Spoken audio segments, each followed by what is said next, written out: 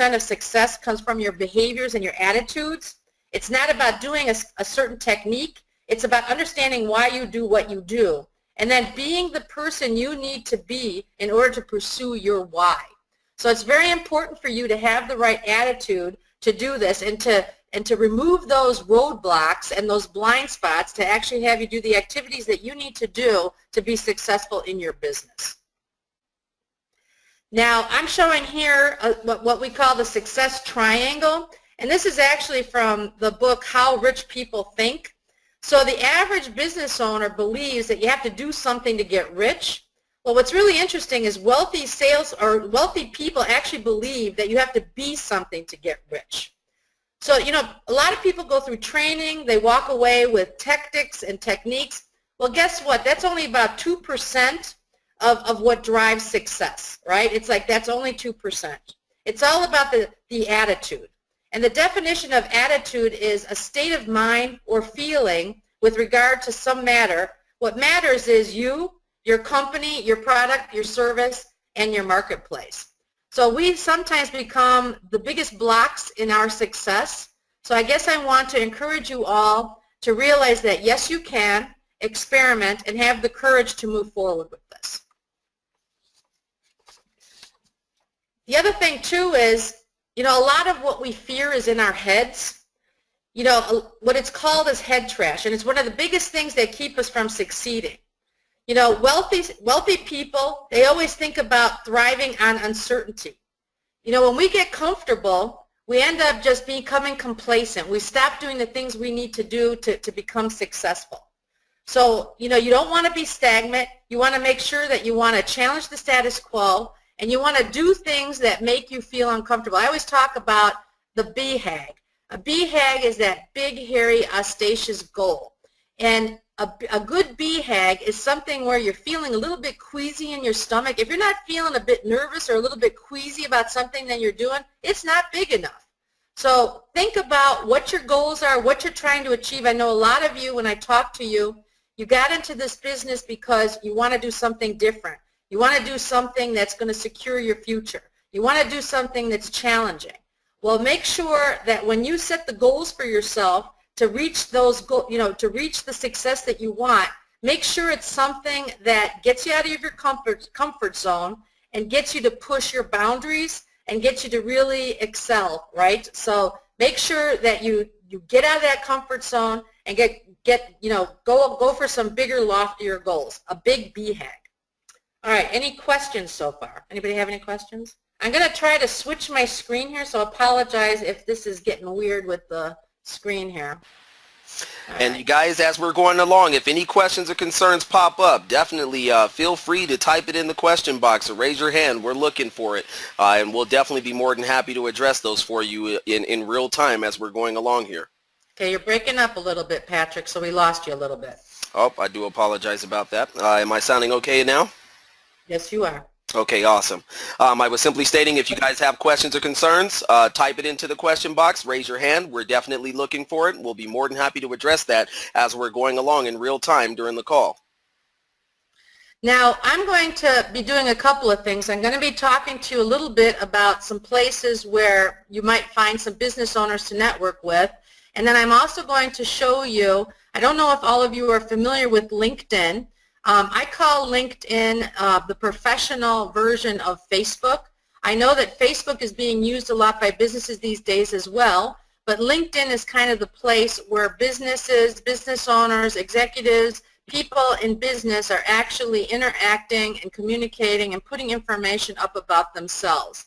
So if you don't already have a LinkedIn user ID, you should definitely get one, and you should definitely set up a profile with of yourself with all your expertise and what you want to do, what you want to say that people should know about you and how you conduct business.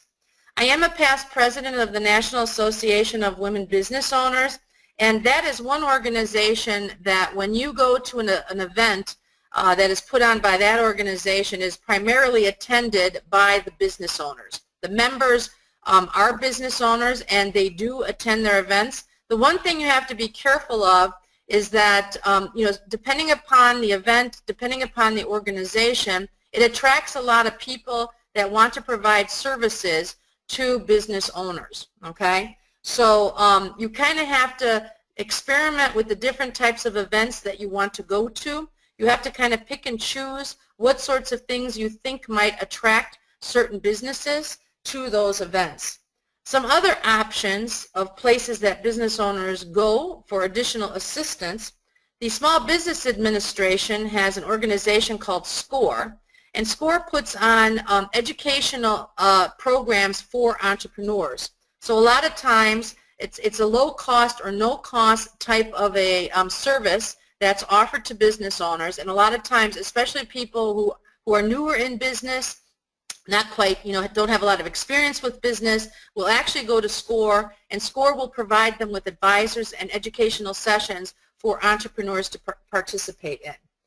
Chambers of Commerce are a really good place for you to meet business owners. A lot of times, I know a lot of you, when you're looking for businesses, you're looking for retail businesses to work with, and a lot of times the very first thing that a business owner will do will join their Chamber of Commerce. And the Chamber of Commerce, depending upon the size of the city, if it's a regional Chamber of Commerce, they have all different kinds of events that are offered then to people in that area. So you can pick and choose which ones. They have networking events, they have lunch and learns, they have all kinds of different things for people to get to know each other and to share information about each other's businesses. Another place that you can go are trade or professional organizations.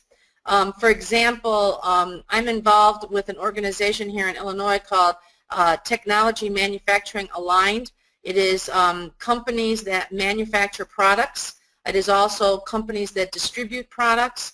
So that is another place where, if you have a specific industry that you like to focus on or you like to work with or you have an interest in, you could actually go to trade or professional services organizations. Another one, although I haven't had that much success with them, although it depends on the area, some are better than others, Rotary clubs, Lions, Kiwanis, Urban League is another one. I was telling you about the National Association of Women Business Owners. There's also Young Professionals organizations. There's the Hispanic Chamber. There's the Women's Business Development Center. There is, all different types of women's presidents organizations. There's all different types of organizations that are focused on a specific demographic. And so you'll probably find in your area different groups or different organizations that serve as a particular area. So those are just some places where you could go to actually meet up with businesses. And I talk about this because I know many of you are looking up listings online and you're dealing with the business broker. And I've heard mixed stories about success, not having success with dealing with business brokers. I've been on previous calls where I've actually talked about the fact that if you have a business broker that doesn't want to work with you, then get over them and move on, because it's like there will be plenty of them that will work with you.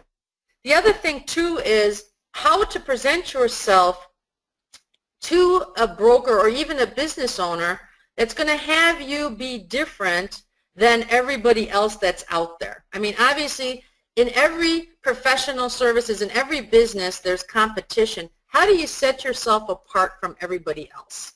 I mean, I think that all of us have been involved with salespeople.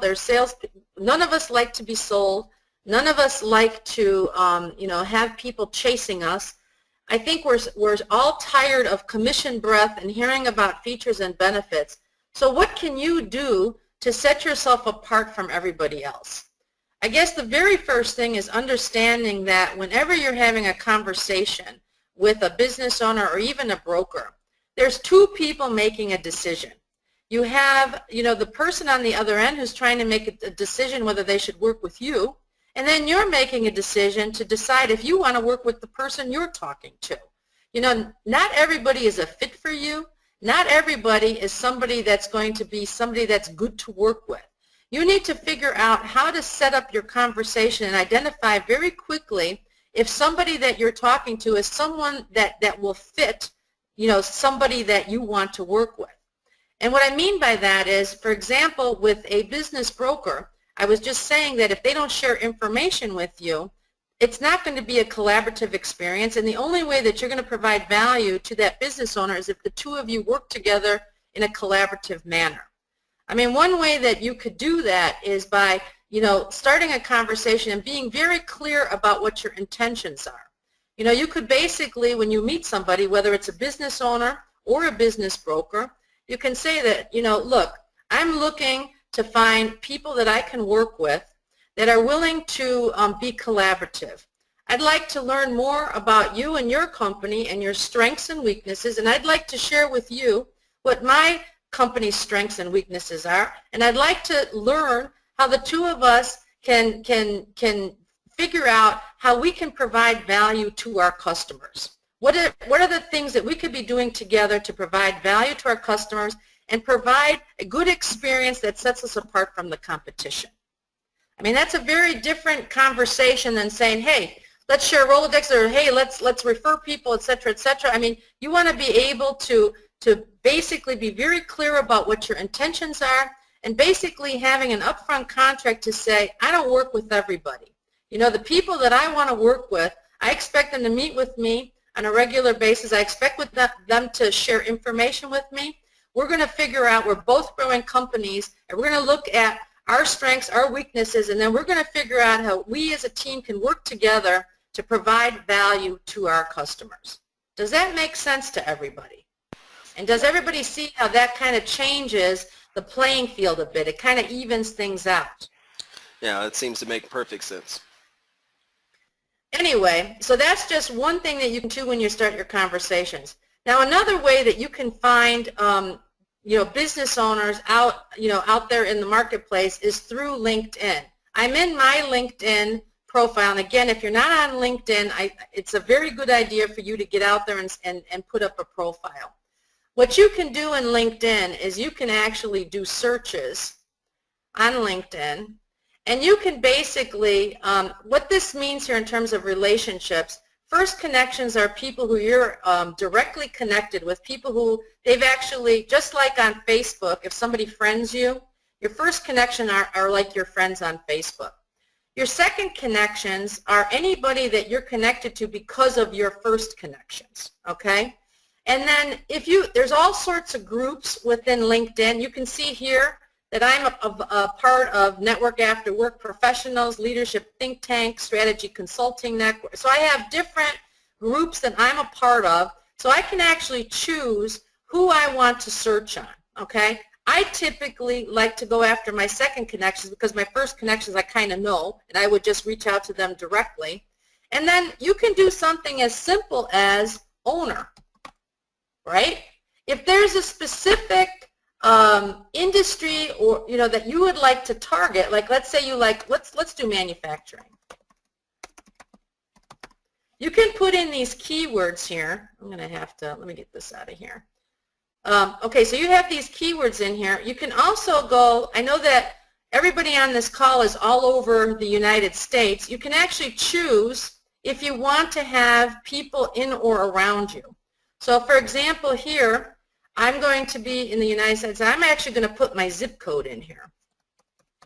And you could put a state, you can actually change this to different areas, and then you get the zip code, and then you can say within how far you actually want to have these people, what's the maximum distance. I'll put 75 miles just for the heck of it. So when I do this search, I found 2,459 people that are my second connections that are manufacturing, and you can see here when I pull up this person, I have this person here who's the president of Alliance Manufacturing Group. Basically, he has his title as the president of the company, and this is what he's saying about himself. Now, I can look up the contact information. Now, he only has his Twitter ID up there, but a lot of times what will happen is you'll learn a lot by reading what they say about themselves in the summary, okay? So you can kind of get a sense for, and not everybody's good at this, so this is kind of interesting too, and you'll have to decide what works well for you Do you like someone who shares a bit more on here? I typically like to go after companies that talk a little bit more about, you know, what they're doing, how they approach their customers, what their passions are. I mean, you'll be amazed at how different these profiles are. And I've kind of gotten to the point where I look for certain characteristics in the profile to determine who I actually want to reach out to and talk to. I typically start the engagement with either an email, or LinkedIn actually has something called InMail that you can do, which is almost like a Facebook chat.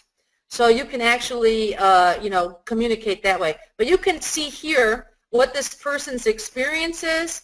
They're currently the president of their company. They're the owner-president. You can see that they've had, you know, multiple companies, or actually that it merged. He had one company that merged into another. You can also see, this is kind of like the skills that they have, okay? So this is, you can kind of see their experience. And then it also talks about their education, and it talks, I mean, here it's kind of interesting, it talks about some of their interests. Sometimes people will put down the things that they're, you know, the non-for-profit organizations that they're passionate about. If they're into sports, they'll talk about that. You can see the groups that they're a part of. And then you can see the kinds of things that are following them. So you kind of get a sense for what their interests are and kind of what they're following and what kinds of things they might be interested in. So when you're having that conversation with them, you know, you can be more targeted, and you'll be able to focus a little bit on them, because really all of this, everything when we're having these conversations is about them. It's not about us. And the more you can gain trust, because it's more about them than it is about you, that's going to be the most important thing, and that's going to help you in your conversations with these people where they actually take you seriously and actually listen to you. The other thing too is that, you know, when you're talking to business owners, I mean, right now we're in a very unique time in business. You know, the innovation is something that sets people apart. Serving the customer quickly and efficiently is really important. So what are the things that could be done to get that company to be more innovative, to be more customer focused? What can they do to set them apart from the competition? What can you offer as somebody that can come to them and help them to grow, you know, change their business in such a way that they become innovative? How can you frame that conversation? You know, think about what things you can offer, and think about how it will help them to have a competitive advantage. You know, one of the things that's really interesting is that a lot of people are investing in technology. How can technology investment be a competitive, you know, weapon against their competition? Those are some things that you could be focusing on when you're talking to them. We're in a time when, you know, servicing the customer and doing that in innovative ways is different from other. I mean, that's what everybody wants with Amazon and everything else. I mean, we've gotten to a point where, you know, Amazon has really set the bar in terms of customer service. What can you do to service that customer? Because it's all about the customer. Other things that you can do here in terms of, I'm trying to think of, let's do retail here, just to show you. You could also do CEO. We could do retail, managing partners, another one. So you need to think about different terms that people are using. Now here we got one where it's a business broker. So you can see here that he's an owner of Sunbelt Business Brokers, so he's actually the owner of that. So if you're looking for business brokers, you can actually find them as well. You can also see that in the past he was a CEO of another company. Here's another one where it's a chief executive officer. He probably doesn't own the bank. But you can get a lot of information from these LinkedIn profiles. I'm going to pull up the one of, you know, I have this thing here with the, I got the controls for the meeting. So here we got Daniel Kite, who's actually a business broker. Let's see what he says about himself. So here we see, I'm sorry.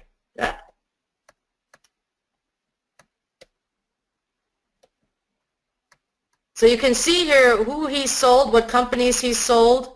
You can kind of, you can learn a little bit about him and what he says about himself. You can see, you can get a sense for where he's at and what he is, you know, what his thoughts are in terms of dealing with customers. You can see that he actually had a family business at one point. So you can learn a lot from these LinkedIn profiles. Any questions so far with what I've been talking about? All right, and we're taking a look. We don't see any that have popped up recently. Okay. So are people feeling comfortable making calls to business brokers? Are you comfortable actually talking to business owners? Are you comfortable getting the information you need to determine if a company is something that you'd actually like to pursue? Are people feeling comfortable with that? And I'm sorry, it looked like we had someone who had their hand raised here. Here, bear with me one second. Let me take a look.